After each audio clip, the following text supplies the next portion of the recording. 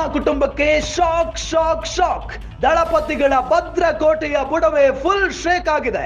ಜೈಲು ಹಕ್ಕಿ ಪ್ರಜ್ವಲ್ ರೇವಣ್ಣಗೆ ಮತ್ತೊಂದು ಹೊಡೆತ. ಅತ್ಯಾಚಾರ ಆರೋಪಿ ಪ್ರಜ್ವಲ್ಗೆ ಸೋಲಿನ ಆಘಾತ ಆಗಿದೆ. ಶ್ರೇಯಸ್ ಪಟೇಲ್ ಎದುರು ಸೋತು ಸುಣ್ಣವಾಗಿದ್ದಾರೆ ಪ್ರಜ್ವಲ್ ರೇವಣ್ಣ. ದೇವೇಗೌಡರ ಭದ್ರಕೋಟೆ ಛಿದ್ರಗೊಳಿಸಿದ್ದಾರೆ ಕಾಂಗ್ರೆಸ್ನ ನಾಯಕರು.